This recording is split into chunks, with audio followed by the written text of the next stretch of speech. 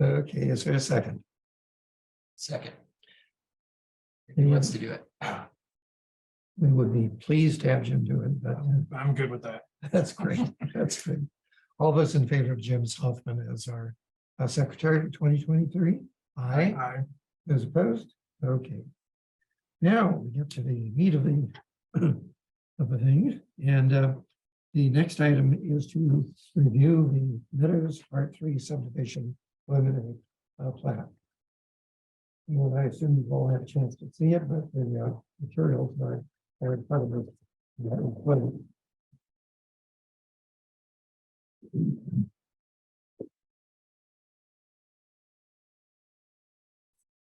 So give us a moment to sort out the material.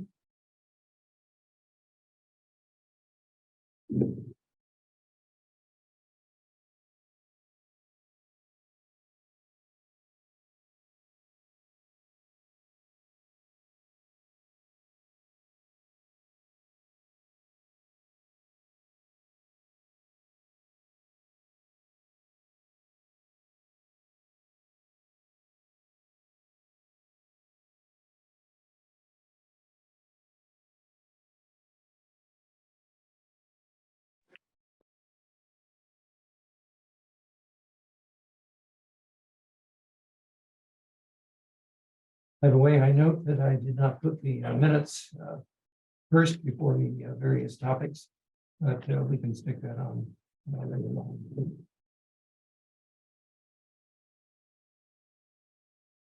Okay, we've had a chance to review this preliminary plan, and in fact, we all have some questions. So, who wants to start? Or do we want to have a presentation of that proposal? Let's do it. Okay. Hi, I'm Ron Amlon with LMS Consultants. I'm here on behalf of the developer. And this is a 4-lot preliminary plat. Current zoning is RB1. Just it's pretty simple cul-de-sac. 4 lots. He has one user lined up for 1 lots. On lot 4, an assisted living facility is looking and interested. Most of the other lots most likely going to be commercial, but with it being RB1, it's a possibility there may be some residential aspect to it. At the moment, it looks like it's probably commercial. Other than that, I'll be answering the questions. You have one. I think we've seen this corner part 3 A or B, whatever it is, a few times. It looks like some of the changes this time are maybe a little farther back than it used to be to put the larger lots on the front side. Yeah, the the south cul-de-sac got shifted north a little bit, and that was to accommodate the building footprint of the assisted living facility. I guess my other question related to changes from what I could see anyway, it looks like, I know in the past we had a future trail graded along this lot for the city to put in a later date, kind of along the east and northeast side. I don't know if that's still planned. I thought that the developer of the remainder of the meadows was responsible to put that trail in, and it's going to be on the outlot that's just east of this property. It could, Do you know, Roger, is that? Yeah, that's Correct. not on this lot, it's on the outlot that follow the creek and gotcha. lead the future development out there. That's where the trail will. Plans are still. Mine is still there for it, Okay, it's just thanks. not the responsibility of this developer. Is there going to be anything else on this lot 4 other than the assisted living facility? Not at this time, there's not time for anything else. How many units they talking? Probably somewhere around 40 to 45. And it'll be a single story assisted living, so it's part of the big footprint. And has a courtyard in the middle of the building, so that also makes it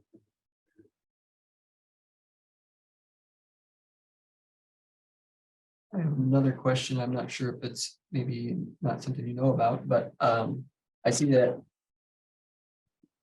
It says additional Cedar Johnson Road paving by others. Is this this must be north of the planned roundabout?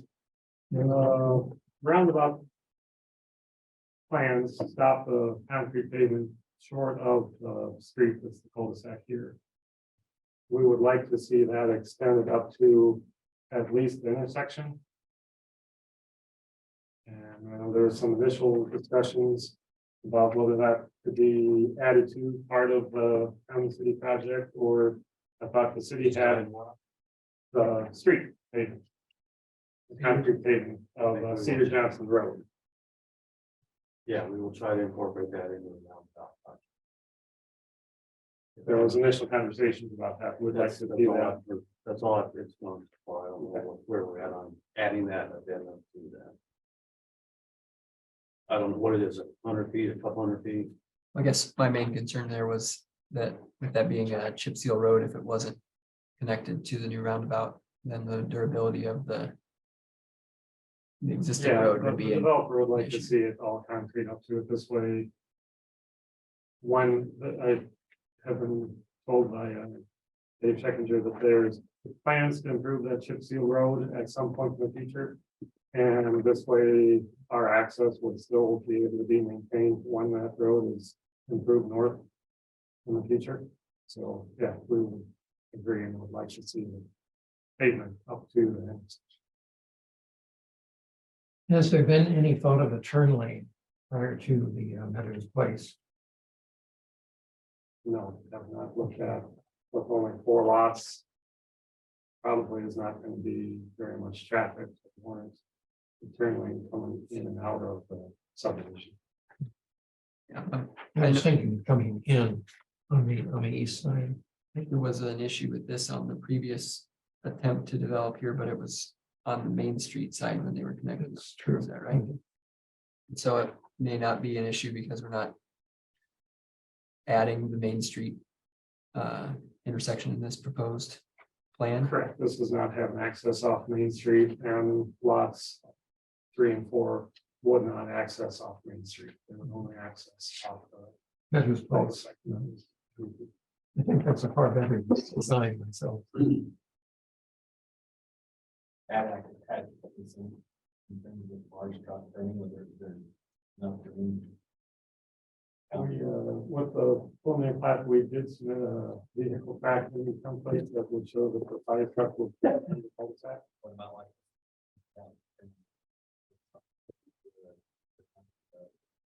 I didn't run a semi, I ran a typical fire truck. So something that I would have to look at is, I don't remember the dimension of the cul-de-sac. It says on the preliminary plat what the radius. 44.5 foot radius. Okay, so it's 88-foot diameter. And the city code, I think, is 80. That was 80. Yeah, so I think we're 8 foot larger diameter on the cul-de-sac than what the city code is, but I'm not 100% sure on that. So that give you enough room, you're saying? For a tractor trailer or something like that, having to go down there or. I'd still have to look at a Yeah. turn vehicle traffic. Might be worth doing so because with commercial activity in here, you're going to have some semi. Mhm. Imagine. Commercial activity would have driveways also. Driveways that would go into. What traffic would enter You have to turn around in the lot probably. in a way, yeah. As long as they're meant to go there, they're not just wayward semis that are lost and then turn around. That never happens. Not this town.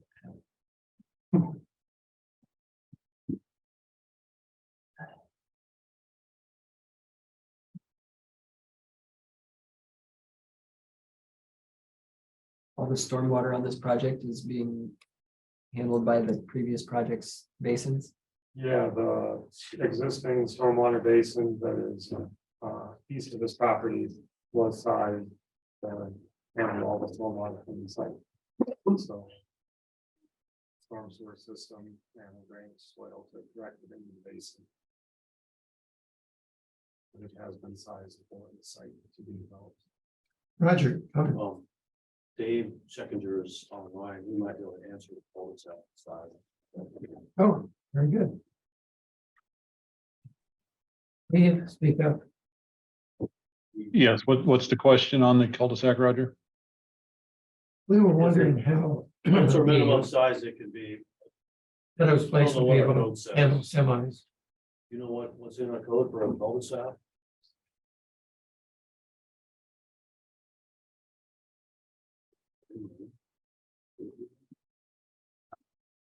I'm not seeing it. I'm looking on the code right now, Roger. It looks like 80 feet is the diameter that we list.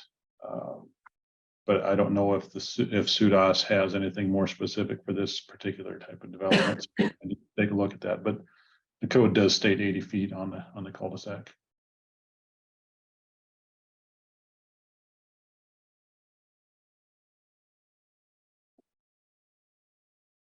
It's almost 89 feet, I think that'd be. sufficient.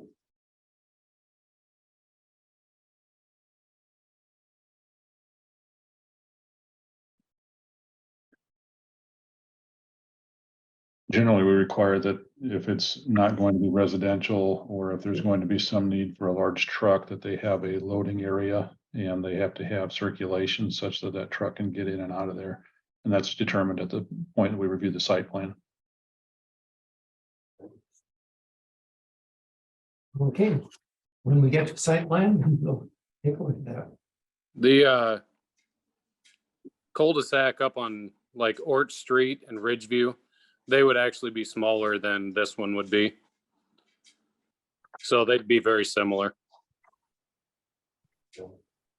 The difference here is that this is to be primarily commercial land.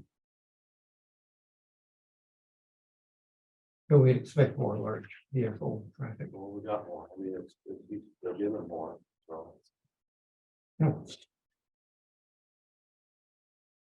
I'm not trying to argue one way or the other. Well, I mean, the street parking, No street No, parking. I don't think so. that'll help them.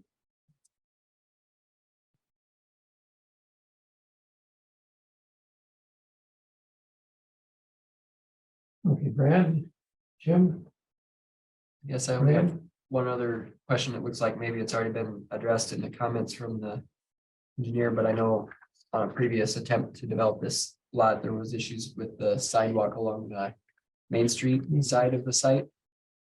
And it seems like the comments here are suggesting the sidewalk be connected to the roundabout, and then the pedestrians from this development would be crossing the roundabout through some future sidewalk that also doesn't exist. I'm resolved to that solution, I guess that's the way it's gotta be. The grading just doesn't. You can take a massive retaining wall. I took a little look at it, and there's probably 20 or more foot of elevation change in a pretty short distance. So there'd be a lot of grading that would have to happen, and even with the grading, you're probably looking at a sidewalk grade that would be 10% or more, which would be twice what the ADA allowable would be.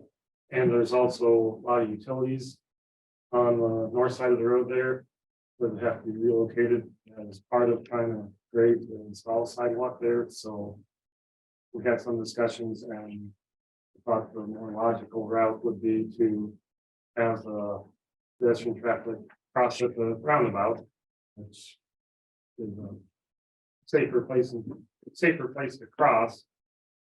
And mid-block or somewhere else roundabout, slow the traffic down, so it's considered a safe pedestrian crossing. And then to have the trail extend on the south side. I know it's not built yet, but I think that was the intention, that it would get built at some time in the future. Yeah, my only concern is if that future trail by the development outside the lot gets put in, it might seem counterintuitive to run across the street and then back across the street to get to it. So if there's, I guess, an opportunity while you're developing the site plans for each lot to connect maybe within the lot down to where that trail would be beneficial to the pedestrian accessibility for that. Like, I don't imagine that if it's a retirement community and they want to get out and go for a walk, they're going to want to walk the extra No, Thousands I of- understand. I think grade wise, it's just very difficult to. How much fall there is. Yeah, I don't think it's not a stopping point for me, but just a comment, I guess, to try and find a way.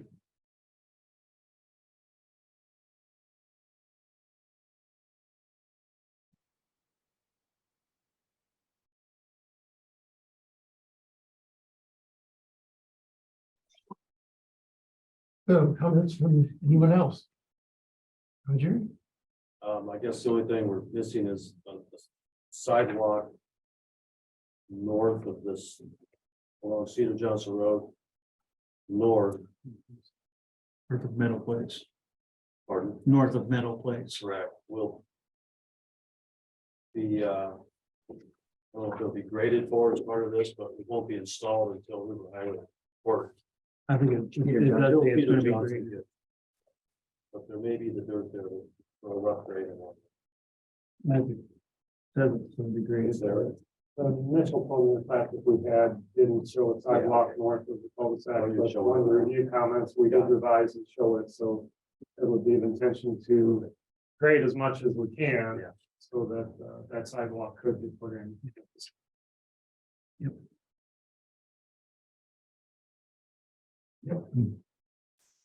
Okay, Late revision that we made. Well, the problem is, Yeah. Susan Waddle put the sidewalk in on outside the road then. you mean the school land? Yeah. Yeah. Yeah. That I that think makes is it gonna be a very difficult. hard one.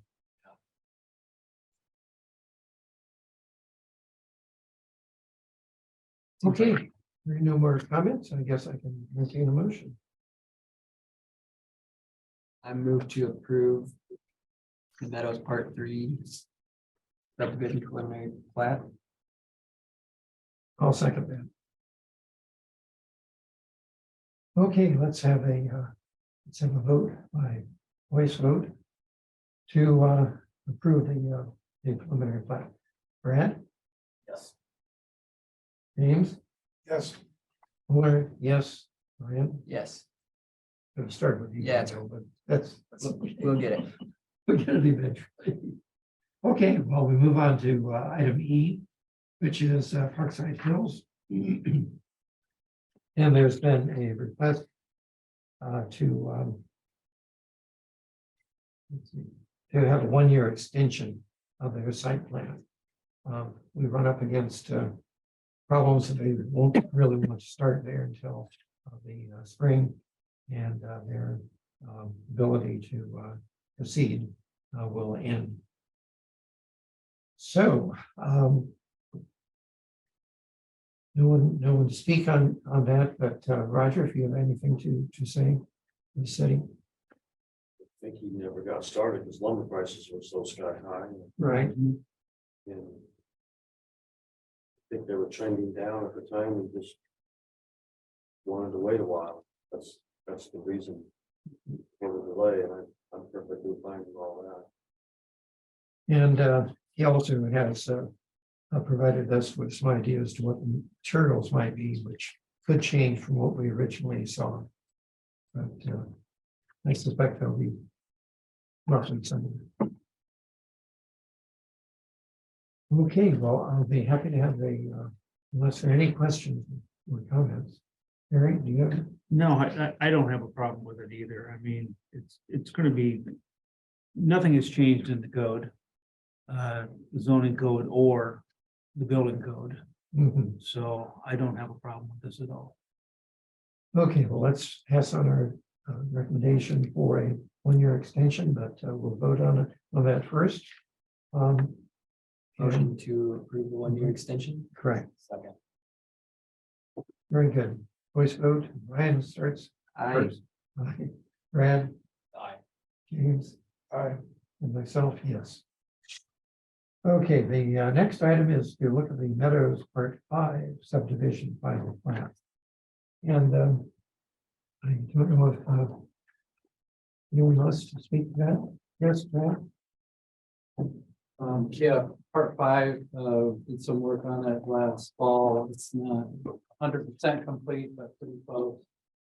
So we thought it was a good time to get the final plat looked at during the winter, so we should be ready to go right when it warms up, so. Otherwise, nothing changed from what you saw in the preliminary plat. Everything is virtually the same, 23 lots and zoned R2. So that's it, I guess, from my standpoint. Well, as I read what we staff passed on to us, the improvements that are supposed to be provided before we can actually give approval are not yet made. In this email that is in the packet. And maybe Dave, if you're on here, you can speak to it too. It looks like you sent Leslie an email saying if we're only looking at the plat document, not considering the escrow or work completed to date at the P and Z review, we can proceed with that and let them know they need to have the paving and public utilities done before the escrow for remaining items consider the final plat of council. That's your suggestion. Yes, just to do the timing, P and Z meets once a month, council meets more frequently. And council would not approve this until they have the improvements in place and we have a chance to do a final punch list, and then the escrow would be based on that. So the plat document is what we'd be looking at in this case, and if it's in substantial accordance with the preliminary plat and everything else looks to be in order, we would recommend that to move forward at council at the time that the improvements are complete, is what I suggested to her. And not until the improvements are complete, or I think as a forward contingent on the improvements. Which would it be, Dave? I think you're saying contingent on the improvements being complete before the council approval. Is that what you're saying, Dave? Yes, we can make the recommendation to council that they approve it at the point that the improvements are complete and an escrow has been posted, but we wouldn't accept escrow until the majority of the improvements are completed. Okay. And I don't think this is any question for Chris, but maybe a Dave question. I'm just curious about, it seems like on a lot of subdivisions that we've had lately, they all have the outlots with the storm detention areas. And I think I remember this being a result of some flooding that occurred in an early phase of the Meadows or some other work that was about another project that they didn't design. And I just wonder if there's a better way to handle that stormwater when we have smaller segmented subdivisions like this, so we don't end up with a bunch of unappealing lots in 10 years from now. We're going to have a bunch of weeds and willows and things in neighborhoods. Is there anything we should be changing in our code so that every future subdivision doesn't have to have those, like they would just put it all in one spot? Like I think we had maybe in the Peterson Valley subdivision, that whole thing, except for the Logan Ridge part, got built out with my understanding was with all the stormwater intended to fill the soccer field. Yes, so this stems from Peterson Valley. There were sections of that didn't have the proper grading in the backyards of the houses to accept overland flow. So if the storm sewer is designed to handle a certain flow and that downstream storm sewer receives flow from this area, and that storm sewer is exceeded because of the rain event, there's nowhere for the water to go because the backyards weren't graded properly. We've implemented individual site lot plan requirements now, and we review that to make sure that the grading is done according to the overall master plan for the area. Future phases should not see these small pocket detention areas. It should be as part of an overall plan. So when you look at what happens on the other side, the other drainage basin in the Meadows, you don't see this. You see it more appropriately located along the drainage way with off-channel storage. We don't have the ability to do that here because of the way that those were graded prior to our individual lot plan requirements. Okay. So like in the future, what we'll see is more like on the north side of the road there, where it's got the stormwater easement between two lots and it's supposed to overland into the storm sewer system instead of these pocket lots that we're gonna have maintenance on. That's correct. Great. Just gotta wait. Okay. Well, let's move ahead then, and I will entertain a motion that we pass this on to the city council contingent upon all the improvements being made. So moved. I'll second. Okay, all those in favor? Brian? Aye. Aye. Yes. And Brad, okay, very good. We next move to some suggestions on setbacks and parking spaces that Terry has provided us. And well, Terry, tell us what we got. Well, the first one is front yard setback coverage. Right now in the code, you can go ahead and pave your entire front yard. Okay, which, you know, can cause several different problems. It can cause parking problems. It can cause water problems. And so forth. So what I'm proposing You is mentioned visual problems. visual problems, safety problems with kids, people backing out. You know, they can, you know, could run over a child or even someone walking their dog. So what I'm proposing is a maximum, I guess, coverage of 50% of the required front yard, which would be whatever your setback is. If you're required to have 25-foot setback, take your width times 25 feet, and you can only have 50% of that as impervious surface, such as concrete, asphalt, or brick. Or pavers. Yeah, yeah, definitely. That would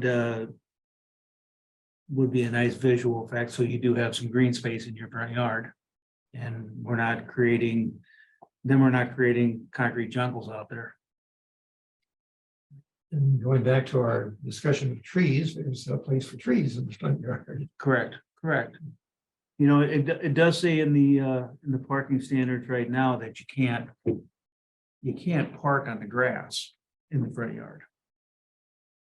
But you know, like I said, someone could go ahead and come in and pave their whole front yard and start parking vehicles there. Would they do it? I don't know if they would or not, but you never know. Why not go ahead and try to take care of this problem before it actually even happens? I know there are a few communities out there that do have this regulation, but I think it's good. We've got some nice looking neighborhoods. We do have some trees in front yards. I just hate to see one property in the whole mess of other properties that are parking all over their front yard, you know, and paving their whole front yard. So, or creating basketball courts in their front yard. So, Brian, I was just gonna ask if there's, have you run into this problem in town yet, or you're just looking ahead as a future? just looking ahead. I keep thinking about a property in town here, though, that they are parking their vehicles all over the front yard. I ain't gonna give an address because I don't even know who owns it. But I could see if we cite them, they could go ahead and pave that front yard then, and then they can keep parking there. And it's probably more than 50% of their front yard where they're parking now. So I just think it would be something that we need to take a look at it and maybe incorporate something like this into the code. Makes sense. where did the language come from? Me. Okay, very good. I wrote a bunch of it. I mean, like with every ordinance, there's no or proposed ordinance, there's no reason to reinvent the wheel. Mhm. You know, you piece and grab out of different communities and make it look good and sound right and fit our community. So So this one's in any particular other place? not really. Okay, very good. Brad and James. This is more for at construction. This is post-construction. Post-construction, yeah. Post-construction. Mhm. Curious on how we're. I mean, the only time that I see right now where we might have a little concern is with these zero lot lines, Mhm. putting in these, 24 or 30-foot wide driveways. You know, if they're required to go ahead and have a lot width of 35 feet, if they're at their bare minimum there, that means they could only have, half that as paving or whatever, not impervious. So that's something we need to look at too. But I mean, just think that if you have 50 or 60 or 70% of your front yard paved, you got all that water coming off there and that's going down. I mean, do we actually calculate that for our sewers, our storm sewers, all that water? I don't know. I mean, I don't know how it's all calculated out for the storm sewers and water runoff, but it's just something to think about. Dave, are you still with us? Yes, I am. Oh, do you have any comments on the question of how much of a front yard should be paved? So we do have some assumptions when we do the stormwater calculations. We use basic development trends in order to establish runoff coefficients for the development. And there is a little bit of, I would say, fluff in some of those numbers. Some of the lots are a little bit more developed, some are a little bit less developed. So where we overestimate some, we underestimate others. If we start to see a trend where there's more hard surfacing on lots in areas and it's a majority of the lots, that tends to sway it in the excess stormwater runoff direction. And we would want to be a little bit concerned with that if we start to notice that happening. Obviously, with stormwater calculations, we're looking at trying to base this off of averages. We're looking at trends and so forth. And we look at the amount of water that runs off lots, how often we get rain events, how intense they are. There's so many factors in this that what we're doing is estimating based off of a formula. Every rain event is different, but certainly if we start to see more hard surface, that does lead to more runoff. We want to be concerned with that. Okay, thank you. More comments or thoughts? And they're kind of a size now. Duplex lot or something, they can only go so they can only put it in front of a garage. Or No, there's nothing in the code at all. what about people who put like parking on the side of the dwelling, on the side of the garage? They can do pretty much whatever they want on something like that also. If the lot's too small, they really can't. Can. Yeah, they can. Yeah, where's it? So if a person wants to put a camper beside their house, that becomes their side yard. If it's beside their house, it wouldn't be in the front yard. Correct. This, That would be fine. that would be okay. Yeah, that'd be fine. It's out of the front yard. Yeah. Okay. Yeah, that's Just really right. don't Right need- now, the way these houses are being built, though, you're not gonna see that happen because they're only providing 8-foot side yards. You can get anything alongside your house, technically. You can pave right up to your side yard. Yeah, but then you gotta 8-foot wide slope it or camper. curb it there. It's, don't park a vehicle there, you won't be able to go out, get out the door. Yeah, not a lot of room, so.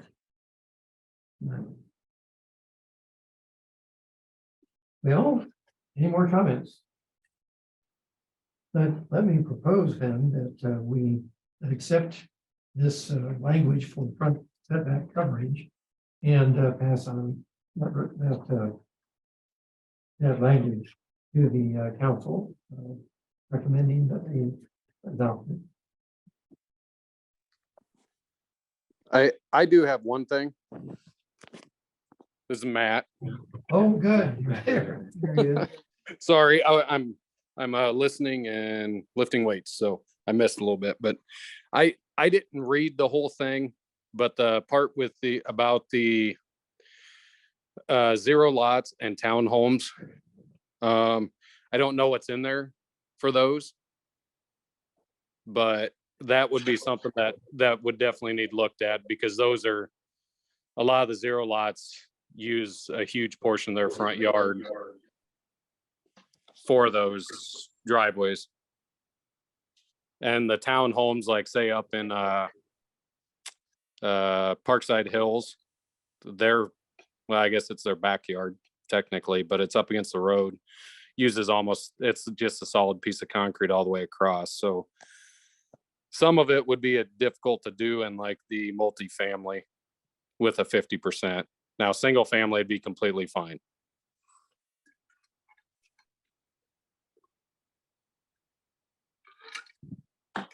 So a duplex, 0 lots, 35 feet minimum, That's lot width, yes. and there's an 8-foot setback, Mhm. is that 27 feet building? Wait, Yeah. no, So, 35-foot yard, so, yeah, 35-foot yard, divide that in with half. a 24-foot garage. 24-foot driveway, Yeah, that's over 50%. correct. Yeah. And a lot of them, so Mhm. a lot of those 0 lots, they bring them in with a plan to go like a couple feet between the 2 driveways and not cut the curb in the center. But for us, we don't let them do that. We don't even want them to, because when we're plowing, that little chunk of curb is going to break something, and most likely it's going to end up just getting destroyed by our plows. So on the 0 lots, a lot of them end up with a solid piece of concrete from one side to the other. And they'll have like a little, I don't know, like a foot wide or 18-inch wide rock bed or something like that between them, just to kind of distinguish between the 2 driveways. But other than that, they cover from side to side the full width from one garage door, from one side of the garage to the other. So it's just something that, I mean, if it wants to go to council, that's fine, but we need to probably discuss the multi-family type stuff needs gone through and make sure that we aren't doing something that we can't even do. Correct. Looking, I'm just glancing at, because I've got this Meadows subdivision part 5 in front of me. I'm looking at these lot widths, on the north side of this, they're at 77.5 feet wide. If they would go ahead and put a 0 lot line on there, then you're talking about 38, almost 39 feet of lot width per 0 24-foot driveway is more than the, More than 50%. yeah, that's, so you'd only be able to go with, what, 19-foot wide driveway. or just allow 65% or Yeah, high yeah, percentage for 0 lot. yeah, I mean, yeah, exactly. But on the south side, then you've got 80-foot lots where you would probably see more of the zeros. And that's 40, so now you can go with a 20-foot wide. Use the 24-foot example at 38-foot width, you have 63% of the frontage in concrete just for the driveway. So you can maybe set it 65%. 75, 70. Yeah. The thing about the townhouses now, they're not individual lots. That's one big lot. If you got five townhouse units in a row, that's one big lot. Okay, so then you gotta go ahead and take into account, okay, on this side, you've got 8 feet, you got 8 feet on this side, or whatever the setback is. Then you got the spaces in between. To get to the 50%, it's gonna be a lot harder to get. It seems like The the rules have percentage, to be different for the 0 lots and the multifamily though. They just have to be different.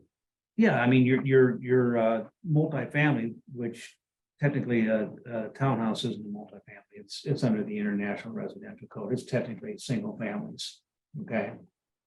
Your multifamily, like what I think Chad's, would recommend or planning on putting up the 12 units, that's multifamily.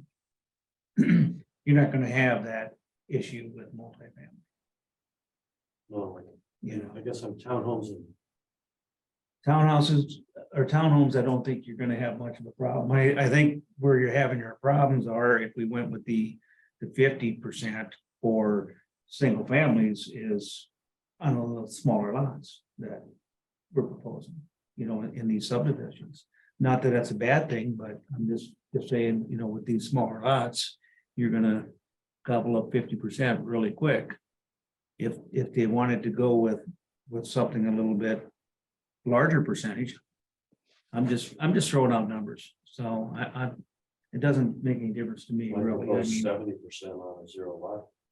Yeah, it seems like R2 might be better, as the density gets higher, the percentage gets higher, because you're gonna have. especially if they're single families. Yeah. You know, duplex, If it's a 12-plex, they're gonna have a garage out of the oh, way yeah, somewhere. they usually on those, they try to put their parking behind or on the Sometimes, sides. Matt, I think we should check into it a little more. Hmm. Instead of. Going. No, Oh, do you guys just wanna? I should have read through this and met with Terry ahead of time. I guess that's my bad, but do you wanna table it or something till the next one? And I can do some measuring and looking at some of what we already have and give it Terry, and maybe we come up with some percentages that make sense for the future lot widths and the lot widths that we have now. So we're not like making somebody who already put stuff in basically be out of code. I'd be fine with that, man. Okay. Okay. I'll put that on my Well, schedule and I'll meet yeah. with you, Terry. We can take this up. Once we have some more data. Thanks, Matt. It might work better with, doing it by zoning category. You know, R1 might work, or Well, 50%. you know, the problem is with your R2s, you know, with a zero lot line or R2s, you're required to have only 35 foot width. Yeah. Okay, and R1s, I think you're still at 35 feet. Oh, So, I mean, You're that's, required to have. you can have more than that, yeah. but 60 feet. Minimum lot width, or 66. Not for zero lot line. So. Okay, Well, I thought you were talking about single. a single family, just regular single, but if it's a zero lot line, you're not required to have 60 foot of lot. Otherwise, none of these lots, like on this part 5, you could even put a zero lot line there. Can you have a zero line? I think you can, yes. No. Now, See it all the way it's around. You have a zero lot. Yeah. Yeah, You you can can. have a single family. Minimum lot frontage is not less than 70 feet for an R1 for a single family, but if you're building a zero lot lines, you can go down to 35 feet. In R2. that has to be R1 also, Okay. yeah. Yeah, still an R2, zero lot line in an R1 zone. Permitted uses, yeah. You can go the other way around, but you can't. Build an R1 in an R2 zone, you can't build an R2 in an R1 zone.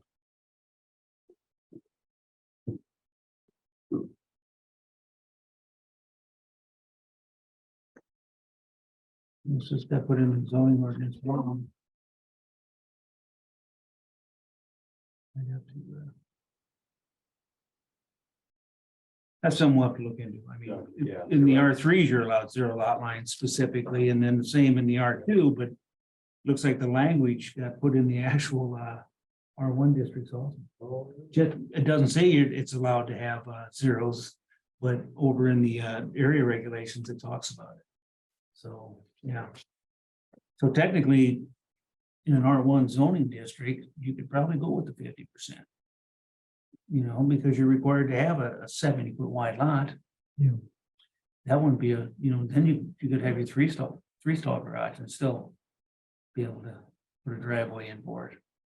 But once you get to your R2s and your R3s, then You want to put parking off to the side, they're obviously gonna have to make it wider, so does that throw it out of whack? Does that take them out of? probably not in an R1 zone.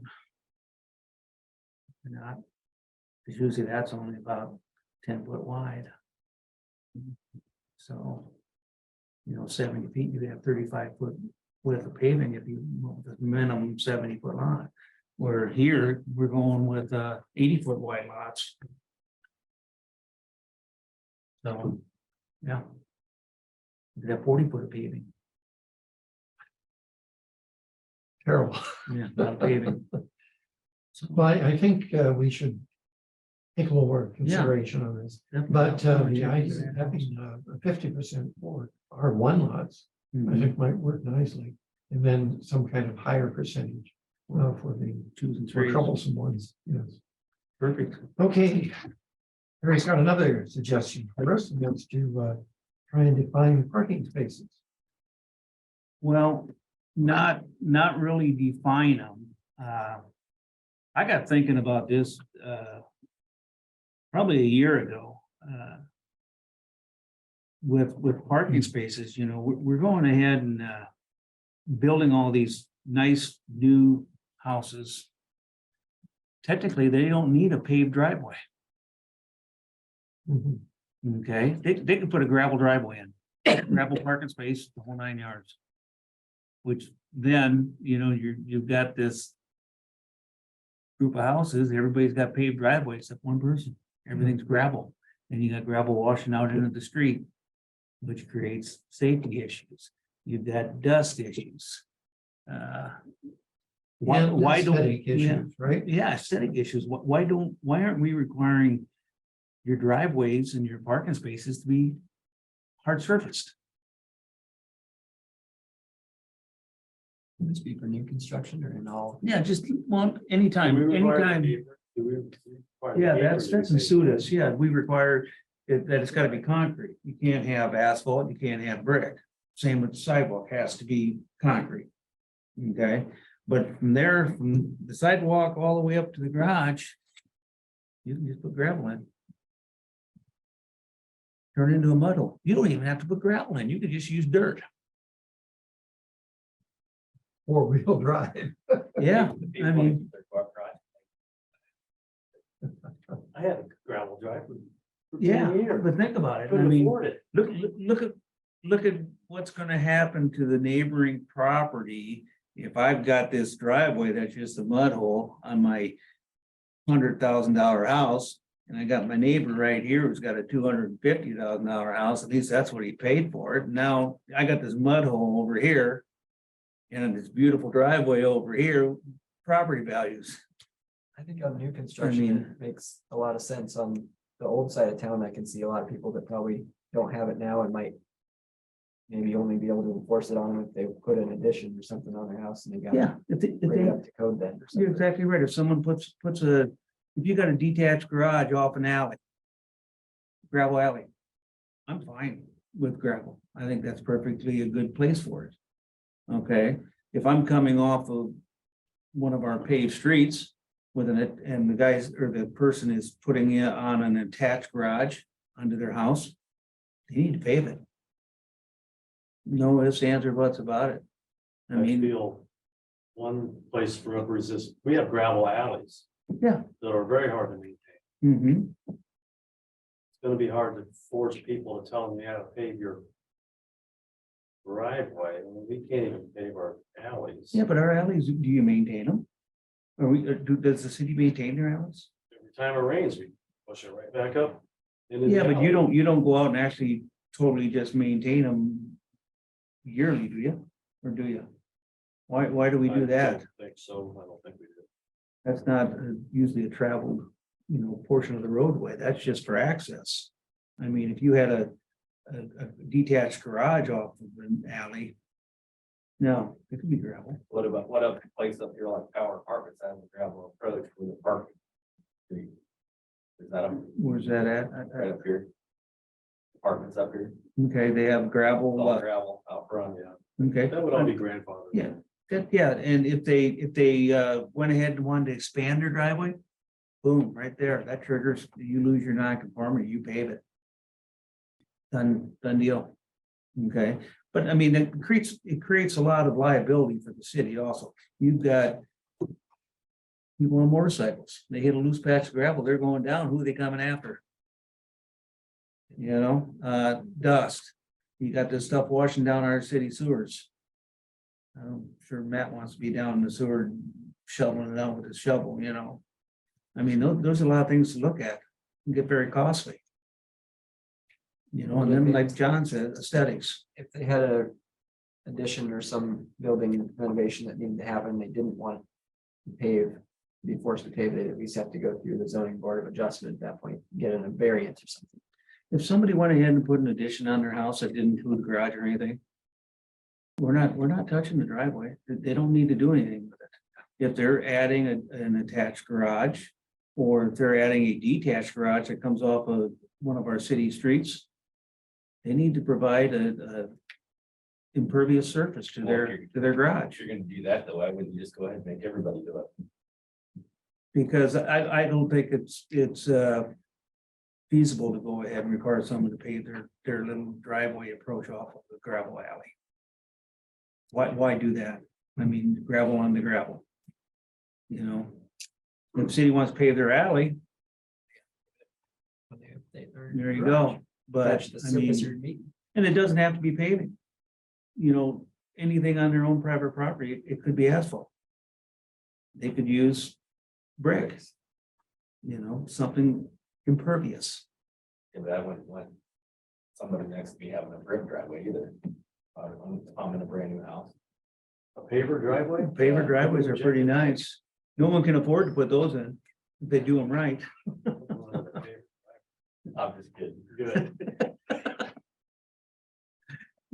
Devil's advocate. aren't you? Yeah. But those are just my thoughts. Thought, you know, I mean, I definitely wouldn't want to spend $300,000 on a house and have my neighboring house have a brand new house with a gravel driveway. Well, like we get infill development, I can think of a spot in town where there's a new house going up in an old neighborhood. I'd sure hope they put a paved driveway to it, but if the neighbors there don't have it, it'd be nice to have a way to enforce. I mean, it seems like that's what they ought to be doing as a new house. It's a standard in all the new neighborhoods, but not.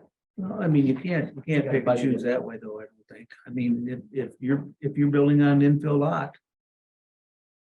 It needs to be paved. I mean, sooner or later, that house is gonna be, they're either gonna add a garage to that house or they're gonna do something. And they're gonna get tired of running their snow blower across their gravel and throwing all the gravel in their neighbor's yard. You know, sooner or later, it'll get paved. Non-conformities over time take care of themselves. Well, let me ask this, if we put two words in that last sentence and said all newly constructed parking and so on and so forth spaces, would that take care of the problems of grandfather places? It's all Well, parking and stack, all newly parking and All stacking newly spaces, constructed drives and parking. aisles. All Must be. newly constructed parking. Yeah. Could that think work? so. Yeah, and then I think we maybe, after talking this through, we might want to put something in here that garage is accessed off of the gravel alley. Are exempt from, you know, the paving issue or the non-pervious issue. Really long driveways in town, that older part of me. You know, whether they consider it alleys or. If they did an addition or added on, or. That'd be a hefty expense. Well, just remember, if they add on with a garage, an attached garage, if they added on to their house with just an actual addition without a garage, they wouldn't need to worry about their driveway. You know, it's only if they add on and if it's coming off gravel alley, you don't need to do anything. You know, the International Residential Code takes care of the garage floor. It's required to be concrete, no matter what.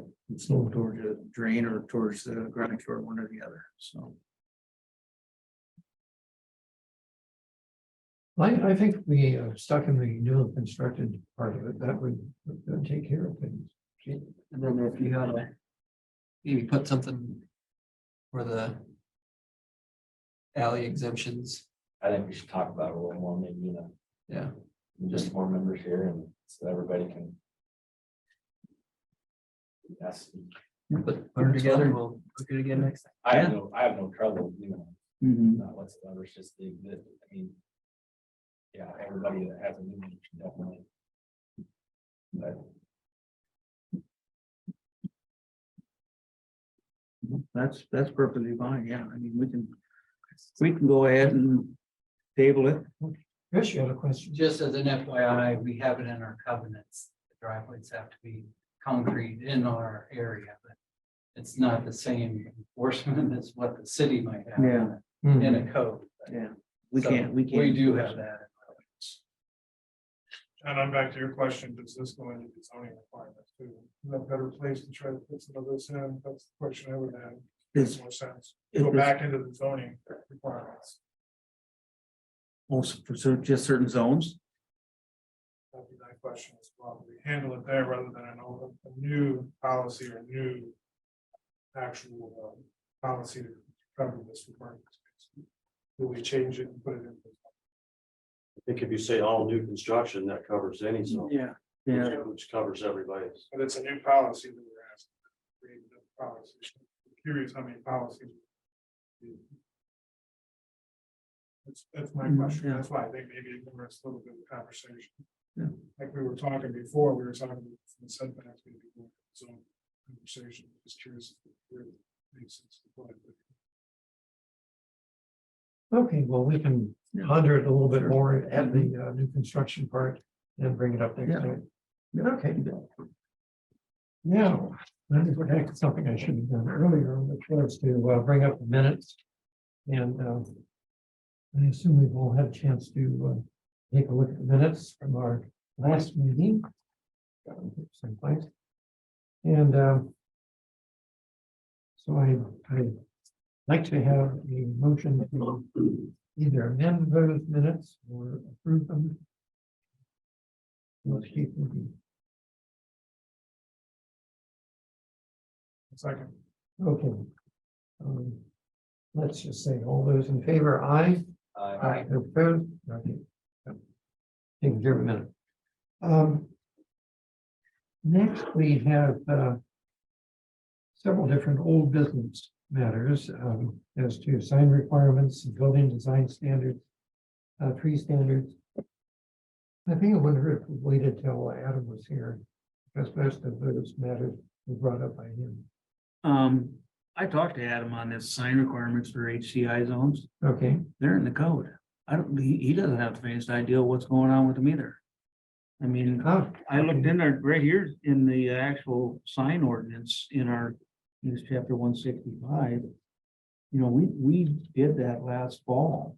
We put permitted signs in the HCI district. They're all right here. So he doesn't know either. So The last thing I can remember talking about on this was the signs in the PUD zoning. We had a discussion about that. because- plan unit. Yeah, because Yeah. the BP was gonna have, like, I think it's Yeah, subway a couple signs, yeah, up on the, yeah. and trying to figure out how to regulate like a case by case basis I think for. that's what we were gonna do. You remember That's that? what we decided, case by case. Case by case basis. And I think So, what I remember from the discussion was, like, if it looks like a commercial building, it should probably follow the commercial sign regulations, and if it looks like a, you know, R3 building, then they should have R3 sign regulations or some, you know, at least that's the starting point. yeah, I think Jim had some stuff on that too, didn't you, Jim? Talking about the signs for the PUD zoning at their last meeting in October. Or specifically, I have a question. But no, I agree. I mean, and we can discuss that when Adam's here also, but yeah, I don't think it was the HCI district. I think you're right. It was the PUD. Yeah, that's Yeah. right. Mhm. I don't know if we have anything. I think we just have to do it case by case. Yeah. That's Establish what Roger sign of was a- saying, yeah, and Precedent so that it's not like Yeah, we're what's not the- being. What's the unfair. store frontage, because it's a percentage of the store frontage. Correct. You allow it on side. and we can base that off of what's actually in the code. Also, base it off the underlying zone. Yeah. So if you had a planned unit development that had all residential, you'd go over here to the residential section, saying, well, what the heck do we allow for? You know, this RV1 zone, which is part residential and part, commercial, what would we allow? And then whatever they proposed, then it would go to the PUD board or planning and zoning or whoever. To go ahead and take a look and say, hey, yeah, we agree with this size of a sign for this location. But yeah, I just think On the Historic Preservation Commission, I worked on signs in the historic district for years. And it was got to find and take them one at a time. And do they fit the nature of the area and are they too big for the particular windows and are they overhanging and so forth. I think one by one. Yeah. We find we aren't trying to have that many signs, I don't think. I agree, John. But we can take these up, these three items up when we have Adam here. Now, there is a series of things that listed on our agenda for discussion. And I don't know, Roger, would you like to discuss any of these? The city goals, the capital improvement plan, the challenges of the city budget? You want to talk about buildings design standards? Not especially. Okay, I'd like to have more of us here All right. and have it. But the other items under number 6, discussion. I know we've all heard that there are budget problems with the city. problems, okay, in a nutshell. The state is cutting property taxes. Most So likely, all the yes. property taxes we all pay, well, that's where we get our revenue. Right. A major portion of our revenue comes from property taxes. It's being cut. And along with inflation at 6 or 8%. So we're getting a double whammy of lower revenue and higher costs. That's where our budget woes coming from. But we'll get through it. Adam's being really good about weeding through it. He made some suggestions and can't think of any specifics right now. The other problem is the 1% sales tax add-on. That may be going away also. Yeah, we haven't really talked about that. You know. I don't know if it'll go away and we'll get it back in another form. We always get it back in a lesser amount. Yes. What was the 1%? What brought that The on? loss, local option sales tax may disappear. Yeah, but what, why? I don't know. I don't know what the state legislature is thinking there. I have no idea. I don't know what they're thinking on a lot of things right now. That by community, not by the state. The It local may option be a sales tax is statewide. voted on by each community, because like in West Branch, you have 7% sales tax, but in like Iowa City, you only get 6. Right, and we voted on We it. voted on 1%. Has to be dedicated to parks. So you're saying the city might take, or the state might take that away? That one? Yeah, that's what the Oh. discussion is right now. Okay. They Take that they would ability away probably from- have it, but it'd be statewide and it would be used by the state. Well, taking it away, you won't.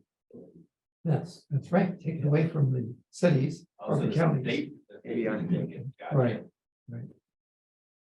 So capital improvement plans is Hoover Highway. The roundabout's been bid. Came in, we got a really good price. Oh, good. At one point, our cost was gonna be about $1 million or more. I think we're down to $700,000 or $800,000, $800,000 probably. For our particular cost. So that's been, the bids have been let, they should start soon in the spring. The downstream widening, I think those bids are gonna go out in 60 days or less for the downstream widening project. It's being designed now. Bid letting should be in March or ish. I have no idea where that cost is gonna come in. The other major improvement we're thinking of is the east side of town, we're calling it the East Side Water Main Project. Where there's a lot of 4-inch water mains on the east side of town, we need to replace a lot of those with 6-inch water mains. Or whichever is appropriate. Maybe that would probably turn into a street project also with some street improvements. While we're there, we would do some storm sewer and I suppose we would do sewer improvements also. But the primary focus would be Water mains. potable water. There's some lead service lines that we may take care of. We'll have the homeowner take care of the lead service line that feeds their house. We may ask the homeowner to, if they want to replace their lead service line at that time, we can do it. They could do it, pay for it. That's maybe a $3 million project we may do over 2 phases. I don't know, 2 to 4 years it would take, I'm thinking. Are you saying the east side of town, meaning like Fourth Street to the east, or is 4th, it? 5th, 6th Street. College Street, Green Street, I don't know if there's much on Green Street, but College and Orange.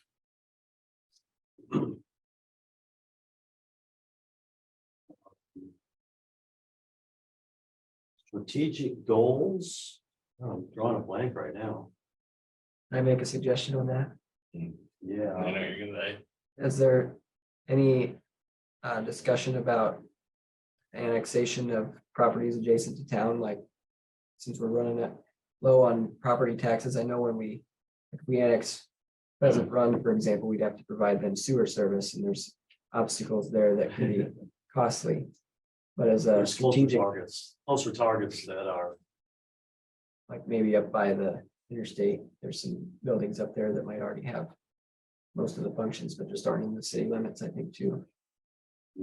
that would be costly because Pay there's no on the sewers street. up there. Oh, no sewer either. No, those are individual septic tanks which get pumped. Are they on city water though? The only one is. um, ah.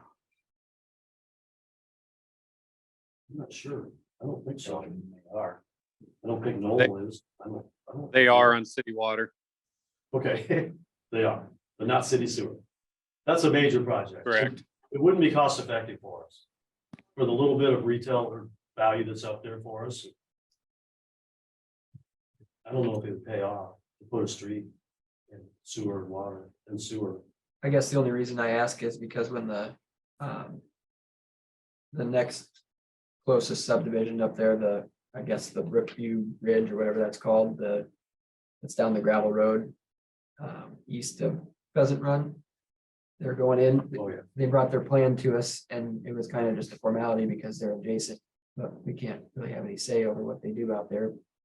And it seems like that's, in the hindsight, when Pheasant Run was done, it seemed like everybody wished that they would have had to pave the street and it would have been included in town, but now it's done and it's too expensive to go back and do it. And so here's another instance where the opportunity came to do something about it and we didn't because it's too expensive. And so how are we ever going to get into the right way of thinking about those Well, things? those, Like, those targets that are not even very close to city property, city limits are. There's closer targets such as. What's adjacent to the city would be a Hoover Highway or Cedar Johnson Road would be a much better target to. Does the city plow? Doesn't it? No, Who plows that? private, I don't know, probably Gabe. It's, they have tires, so Yeah. they have association out there for that, obviously. I mean, no, one thing that this commission's not really done is to look at its the city's land use. I think that's exactly what you're bringing up, Ryan. Yeah. That we should look at areas that we want to see developed that are not developed. We're following it, though. We made one up years ago. When, Yeah, I think when I was there, well, there's some stuff we're that's following it. changed since then, like plan unit developments were a thing when we did that last time, and that's probably changed some of the use.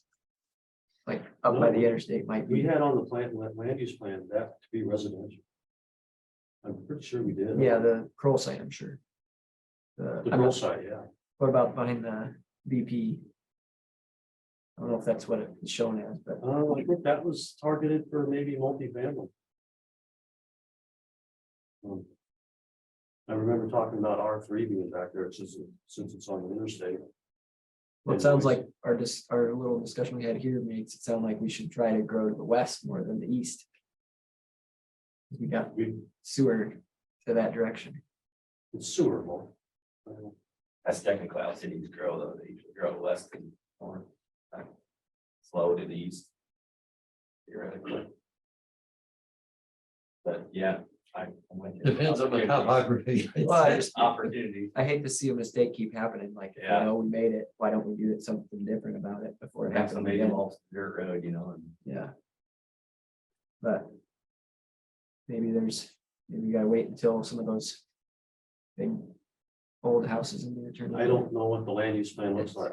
Did we plan for the west? Surely we put something on the west side of Cedar Johnson Road, didn't we? I think it would not hurt if we dusted off a land use plan, which the comprehensive plan simply said, okay, we've got a land use plan. We aren't going to change it. And reviewed it.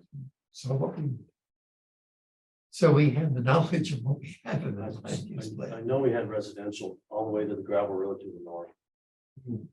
I remember talking about that. I thought we went further west also, maybe not as far as Oasis Road, but What if like the Bickford area, you know? That seems like maybe that's not, we need to know if that's even something that can get sewer up there, like if they were gonna develop that, is that something we need to budget for a lift it station? might take a lift station and I imagine the developer would have to pay for it or a portion of it. We're But not if gonna we- give it to them for free. If we put an annex on the place where the Brookview Ridge went before they developed it. Then would that developer have to put that lift station in that we're saying is too expensive to make it annexable now? Just asking a question, That's a long ways away. That's- You're talking. but that's the Pheasant Run mistake that got made and now we're making it, you know, I don't know what mistake we made there. We couldn't tell them. to pay supplied them that road. water and didn't bring them sewer and then their street can be chip sealed. Remember Cedar Johnson's gonna be an expensive project too. Yeah, 4 million, 3 million. probably 10 years away. I don't think we're actually talking about stuff that's gonna happen. Most of us are still sitting where we are, but I don't know. that's why you talk about it. Okay, well, thanks, Roger. And any more reports, the staff reports? Terry, you reported enough. I think. Yeah, get a sore throat. Any more comments from the I'll make some commission chocolate members? next time. Hearing none, I'm happy to propose that we adjourn.